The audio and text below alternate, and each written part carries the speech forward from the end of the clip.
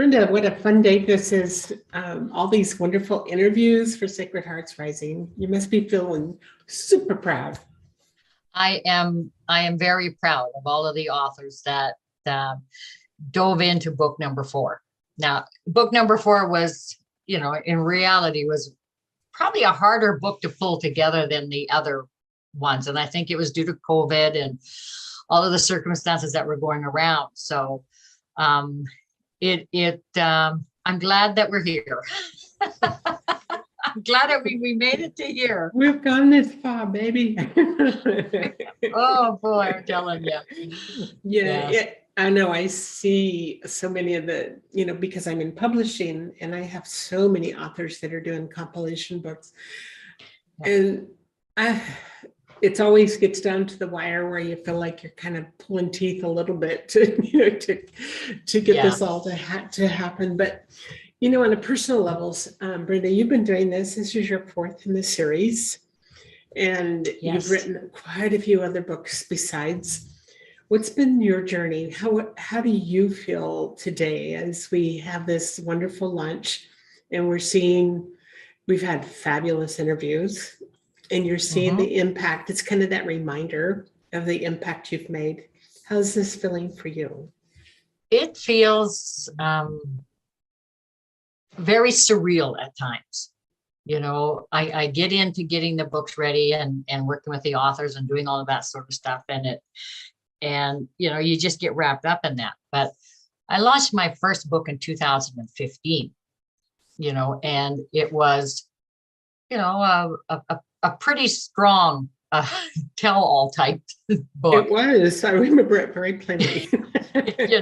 So I often said, if you ever want to know what's going on inside a child's mind, that is the first book that you need to read. As a therapist, as a child psychologist, I can't hear the birds anymore. It tells it from the child's point of view and why the child didn't tell the story, why the child didn't tell her parents and things like that. So I think it's a good book for people who are working with children to understand. Because my parents, when I told them, said, why didn't you tell us? Well, because the guy had a knife to your back and you couldn't see it, but he made sure that I could. And he was going to kill you. So I'm 5. Am I going to tell? Of course not. So, and then as the next books come along, they became not quite so harrowing. But it's part of the journey, isn't it? Yeah, it's part of the journey. And so, they became more of a novel type book where they were going more in depth of the person and who I was and the struggles that I was having and that sort of stuff, which in itself was very empowering because it led me to Sacred Hearts, and writing the stories and that sort of stuff and sharing. And I mean, Sacred Hearts first started as, I wanted to share my granddaughter's story that had died. And I mean, she was here for 7 days. So realistically, you can't write a full book on 7 days. You really can't. Really. No, but I could sure write a good chapter. And so I just put it out to anybody else who wanted to share stories. And that's really how Sacred Hearts evolved. And the more people that came on and the different variety of stories were astounding. Like I was absolutely gobsmacked at, we have cutting, we have suicide, we have grief, we have sexual abuse, we have incest, we have rape in there, we have abortion, it's a whole gamut of what is going on, weight loss and dysfunctional relationships, cancer and that sort of stuff. It was really mind-blowing. When I wrote the first book, when we compiled the first book, I should say, I thought, oh, okay, well, let's do the second one. And a whole new set of stories came in. And then I was just like, holy moly, why is humanity so cruel to each other? Oh, I know. It just breaks your heart to know what we do to each other. And why do we do it? And why do we do it? Right. So I think that the stories bring that really forward, as none of us are immune to tragedies of life. I haven't met one person who has sailed through life who hasn't had some form of tragedy, abandonment, you name it. And I think how we handle that going forward will make us better people. Yes, but I keep feeling like, as we listen to the other ladies that we interviewed earlier today, and I work with a lot of people writing these types of books, and everybody takes it from a different angle. But I think it's that combination of all these stories that keep coming out, and the sharing that's taking place, the raw vulnerability, and bringing storytelling to life. That is what's happening. Is, I think, in so many ways, it's transforming our world little by little, drop in a bucket at a time. It's doing that. And what a beautiful role that you've played in making sure that happened. Yeah, we're healing future generations. We are. I mean, we're stopping the cycle. When we tell our story, we are, in essence, putting a brake on the cycle and saying no more, so that the future generations, my children, my grandchildren, your grandchildren, your children, will not go through what we went through. They'll go through their own stuff.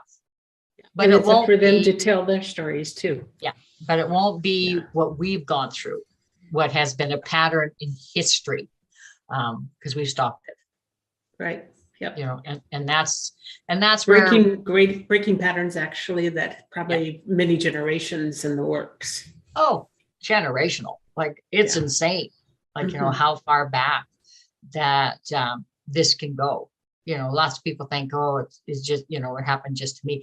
No, it probably happened to the perpetrator who was abusing you or doing whatever. And then it happened to them, and it happened to them, and happened to them. I look at my mother, who was abused, sexually abused when she was young. And, when she told her mother said, it's within the family, like, type thing. And so then when it happened to me, and I told my mother, like, well, she kind of had the same reaction of it. Mine was, well, that's what you get when you play with boys. Well, I'm 5, he's 18. That's not quite the same thing, Mom. That's not the same thing. No. But it was that mentality of, I don't know what to do for you. It under the carpet. Never done for me. Yeah. So. Wow, what a blessed time we are living in, because more and more voices are speaking up, and more voices are getting healed by the power of really telling their stories, many for the first time, and how that grows, and what a beautiful role that you've played in that. Oh, thank you. It's things needed to change for myself, and like we said, we're talking with Stephanie in her interview, she had to be the one to change herself. And it is true. All of the authors had to be the ones to take the step forward and to make that change in themselves, because this is their journey. It's not anybody else's journey. It was your journey when you wrote your story, not your father's journey. It was my journey, not my abuser's journey. It's our journeys and gaining our power back. Well, you have so much to be proud of with this Sacred Hearts Rising, and I know you'll move on to your next steps that you're going to do, because this is supposed to be the 4th and final, but who knows what Brenda's got under her up in here, just moving around right now. Yeah, well, if opportunities, we'll see what happens and opportunities that come, but yeah, this is the 4th and final in this series, and I don't know what another series would be like, or what it would be about, or anything like that. And it could just be that Sacred Hearts does a complete 60 and helps other people publish their books, and that could be what Sacred Hearts does now, is let other people publish their books and get their voices out in the world in a different platform. Right. Yep. Never know. Never know. And there's a lot of moving parts to publishing, so yeah, and I have a good team. I have a good team behind me, and I mean, you and I, Becky, have worked together for years now. We have. We have. It's been it's been a crazy journey at times. That's It's for funny. sure. I'm thinking back. Wow. And you go day by day by day. You think, wow, you know, not making much of an impact, or you just don't realize, and all of a sudden you look back and say, do you know how many books we've done together? Yes, because I was in your book, you're in my book, and you're in Yeah. Full Circle. So now I get to be the interviewer.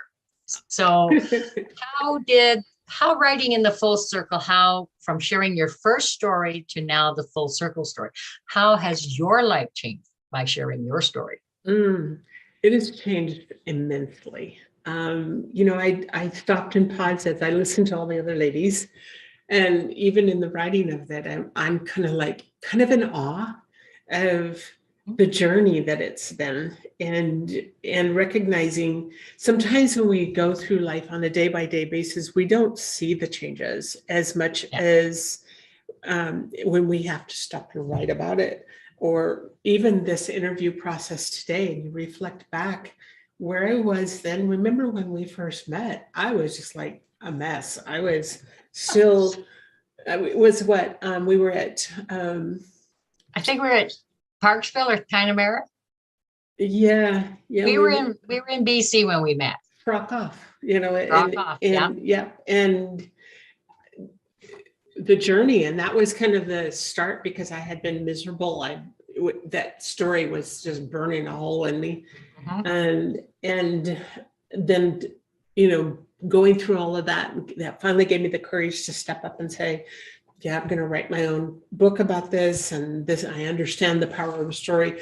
And I look back at all those years that have passed and all the things that have transpired, and the many, many stories that I've helped bring to the world through publishing. And I'm like, wow, look at this. This is amazing. It's amazing. It is. It's amazing what you have done. And it's amazing how when you open up the crack and you squeeze through, because that's exactly what you do. You don't throw the doors wide open and go running for screaming in the air, here, I'm here. That door is just opened up the smallest crack, and you just kind of squeeze through it into this new realm of, you have no idea what's going to go on. No idea what's going to happen. No idea how people are going to react to you. And it is scary, and it takes a lot of courage to be able to do that, and I think that is one of the biggest things that we can give the world, is our courage. It is. It truly is. And I think back to at that time when we were attending Frock Off with Joe Dibley.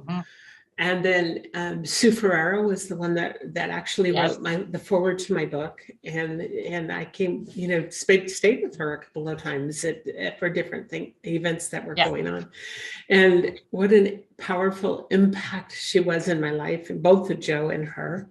And then they came out here. You came out here too for that event, I believe, that we did one here. I didn't get out to Phoenix for any of the events there. I came to Portland to an event and things like that, but I never was able to get to the one that was in Phoenix, I believe. Yeah, I couldn't remember for sure, but I think there were a few other people that did. It was pretty, besides Joe and Sue, but it was absolutely amazing. And those were all such big spurts of growth for me, because it became part of the sisterhood that makes it, where you suddenly realize you're not the only one. You don't hold the corner in the market to horrible things that happen. You're simply not the only one. And there's nobody in this world that gets through life, that can skate through life without something that just hits deep and knocks you down. And it's what you do about it,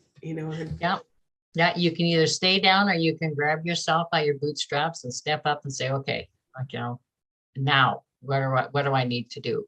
Right. And before, there was never an avenue for what do I need to do. It was always, okay, I can't do anything about this, and women and men suffered in silence. And that is such a terrible thing, because when we suffer in silence, it affects our body. we start getting sick and we start having things that are going wrong. And I noticed that with myself until I shared my story. I was getting like, what's a web on your kidney? I was getting weird things because my body is saying, I can't carry this burden anymore. Right. I can't do this. And so you either buck up or I'm going to fail. Yep. That's exactly the truth of the matter. And since COVID happened, I've watched, because I think my publishing business went off the charts because people had time for the first time to really stop and take a pause. Yeah. And I look at COVID as happening, while it's had many, many side effects and it brought its own share of grief and sorrow and sickness and all that. At the same time, I think it woke a lot of people up. And I realized if COVID had happened 10 years ago, 12, 15 years ago, where would all of us have been? We wouldn't have the technology today to keep us as connected as we've been able to be. Yep. We wouldn't have had the ability to get our books out to the world the way we are now. Yep, that's true. And you think about back through history, what work it was to even get a book into the world. How that process was. And now there's so much at our fingertips that we can use to get the word out. Self-publishing has skyrocketed. No longer are you trying to send your manuscript to traditional publishers where they can turn it down because it's not what they like. I mean, J.K. Rowling had to sell Harry Potter out of the backseat of her car there for the first little while before somebody picked her up. There are so many good books that are being missed by traditional that it's great to see the self-publishing arena come alive. And what I'm discovering in the self-publishing arena is that in the self-publishing arena, they're coming up with so many more resources that help those that are working with authors, to really get the message out. And it's just amazing. In fact, it can get overwhelming because there's so many platforms and so many things you can do, But wow, what a blessed time we truly are living in, because we have this at our disposal. We're able to get our voices heard. We're able to stand up and from you and your location and me clear off in Arizona, and we're still able to connect like we're sitting in each other's living room, Yes. And that's one of the beauties about all of this. And as you say about COVID, there was bad things and there's also good things. And we were able to get in touch with ourselves. We were able to get in touch with our families, our children. No longer are we rushing to work and kids rushing to school. We were literally forced to slow down and kind of start smelling the roses. And I know during that time I wrote, "So how was your day?" That humorous book that actually, I don't know if I told you, it won bronze medal in the reader's favorite. So I was awesome. Is that? Yeah, I was pretty stoked considering, how big the categories are for humor. I never really thought about it. But anyway, but I mean, that's just it. You can make something destroy you, or you can rise above it. And, a quick side note, I mean, when the flu of 1918 came through, I was because I was researching genealogy and that people were running around with masks on when the Spanish flu came through, and I'm thinking, this is not the first time we've had to don up the masks to try to protect ourselves and things like that. I'm not advocating people wear masks and all that. It was interesting that it happened in history. It's not the first time this has happened. It has happened repeatedly and repeatedly. Well, in fact, yes. In fact, when women used to wear long skirts to the ground, they discovered that's why people were getting so sick, because their dresses would scrape the streets and and all of the stuff. And it is amazing. Yeah. So, and I mean, women didn't stop wearing. My grandmother wore a dress her whole life, never owned a pair of slacks. My other grandmother, the same thing. It hasn't been that long since women have quit wearing dresses all the time. Right. Yeah. You know, how times have changed. Incredible. I think they're changing faster now than they probably ever have in history, or maybe we're just much more aware of it because we have social media and we have Zoom and we have all the other beautiful things that we have. No, that is exactly it. That is Yeah. exactly it. So, but we get to take advantage of those platforms with sharing stories, because if they can share fashion, we can certainly share our stories on all of these platforms. Right, right. What struck me today also was the before pictures and after. Oh, amazing. Wasn't it just amazing to see the differences from because we did all the graphics and even the pictures in the book were their before pictures. Now it's like this, oh my goodness, look at the changes. And everyone had a glow about them. Yeah, it is phenomenal. Phenomenal. When I look back, when I was pulling the stories together that we were going to use in the full circle, and I'm thinking, okay, do I want to have two bios? No, I don't want to have two bios, but do I want to have their before picture and their after picture? And I thought, okay, let's do that. Let's put their picture in for their when they wrote their story, and then when we do the full circle, we'll have their now picture. And I think that is in itself telling. Yeah, it's amazing. And they all look younger. Look how many years has passed. Well, and that's just it. Like, you know, when you take the burdens off, right. It changes everything. It just changes everything and to a positive. So I'm excited. I'm excited because it is closing off the series in a very positive and a beautiful way. And your covers on all of your books in this series have just been exquisite. You know, they have been a labor of love, trying to match the cover to what the stories were inside. Yes, you know, and it's been good. It's been good. Very cool. Now we get to try something new. So for those that are listening, we have the links below. You can pick up a copy of this book. It's in either a Kindle or paperback. Pick it up, enjoy it. Read it cover to cover, because you're going to truly feel like, wow, this is amazing.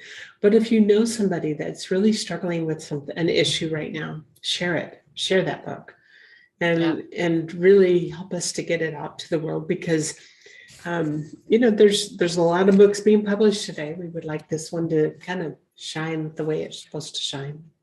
Yeah. There's one thing that you can do is when you order a book, you can make it a gift. And then you can have that book sent directly to that person that you want to have. So if you are worried of giving them a book and wondering how they're going to feel about it, send them one. Send them one and just write in your little card, from a friend, with love from a friend. Yes. They will read the book and you will make somebody's life change for sure. Very cool. There's a lot of ways to do it, but man, I think last time we were together, I bought a whole stack of books and I'm out of them. Yes. So yeah. It's they have all of the books, like I don't know. I brought them all in. I don't know if anybody can see them, but I mean, there is the first set of the 3. So and I don't even have a paperback copy. I don't get to have a paperback copy until after the launch. So I couldn't even show you one, but because I want everything to count for the launch for the authors. That's awesome. So, but it'll be good. Yay! Here we are. Celebration. So now I can order my paperback and it'll be here in a few days, I think. I think they come quite fast. If you order them at wholesale, they take 2 or 3 weeks. If you order them on Amazon Prime, they're here. Yep. Well, I'll be ordering mine on Amazon Prime so that it counts toward the book launch for all of the authors. Absolutely. So yeah, it'll be and good. that's the way I do it too. It's every little drop in the bucket makes a big difference. Yeah. Yeah. Well, Brenda, I'm just honored that I've got to be able to be a part of this journey. I'm just totally thrilled. On my end, Becky, you froze. No, you froze. Well, let's complete our interview. I think we're having a little bit of internet connection. Brenda thinks I'm froze. She's froze. Yeah, I knew I was froze because I have unstable internet. I'm kind of, I smile. I could do a little jig, something. But anyway, well, it was great chatting with you again today. And yeah, thank you for being a part of this journey with all of us and for sharing your story in the Sacred Hearts books. It's been truly an honor to work with you, and we will be working together for a long time yet. That makes me happy. All right. Yes. One of these days we'll get together and physically see each other. I know. You're like, it's been a lot of years since we did that. Yes, it has. So, well, now that the restrictions are lifted, maybe we can get together. So, yeah, that would be awesome. All righty. All right, my dear. Well, thank you very much. We'll see you a little bit later for the next interview. Yes, you will. All right. Bye-bye. Thank you.